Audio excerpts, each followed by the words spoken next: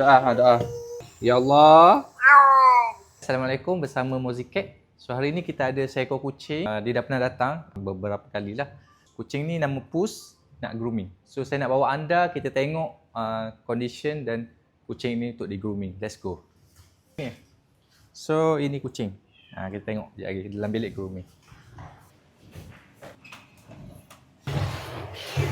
So ini kucing nama Pus.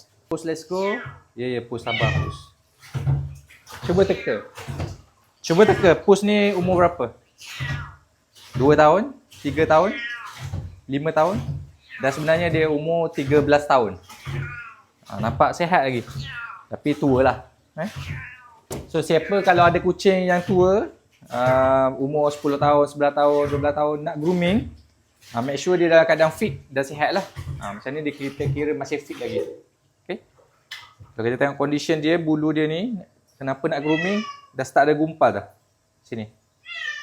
Ni dah bergumpal-gumpal, kita kena buka balik gumpal ni supaya dia lebih selesa. Okay. Push.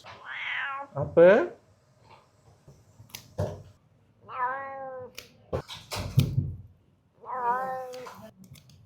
Okay, selamatlah sini. Tak mau. Oh, ada kerak Pus ni.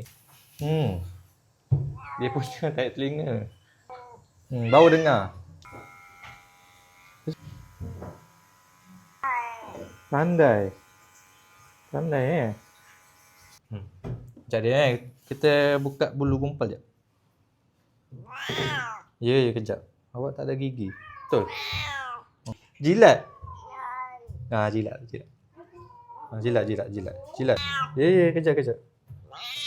Ya, buka bulu gumpal dulu. Boleh? Boleh. Sekejap buang bulu mati dulu. Sekejap kita sapu ugut dulu ya. Boleh, Pus? Apa ni?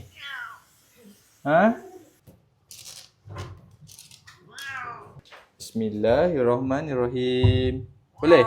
Boleh? Hai. Bunyi. Apa dia? Tak mau? Takut? Mandi meh. Tak apa. Boleh. Dulu dah datang dah? Dah pernah datang dah? Takut. Doa. Hari tu doa. Hari tu awak pandai doa. Doa.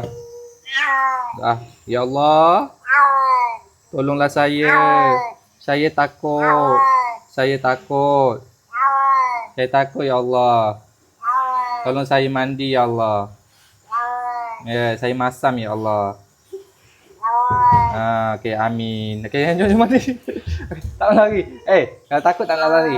Duduk dia. Sekejap.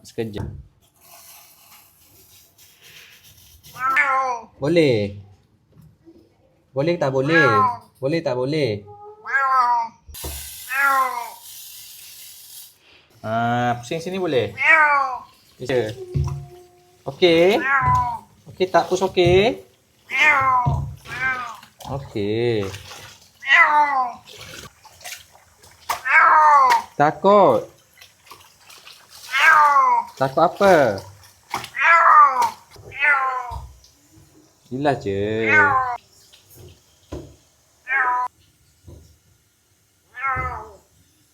Okey, masuk. Pandai. Masuk. Gigi kering dulu ya. Aku nak balik dah. Sebelum balik, kita sikat dulu. Pandai, kita sikat dulu. Okey.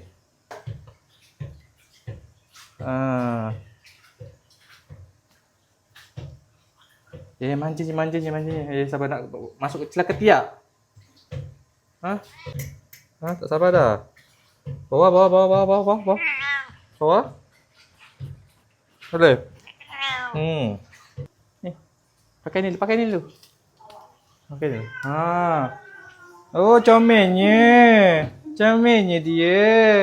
Okey, boleh dah balik. Pergi balik macam ni lah. Boleh? Okey. Okey. Pus. Pus dah siap. Pus nak balik dah. Pus dah cantik.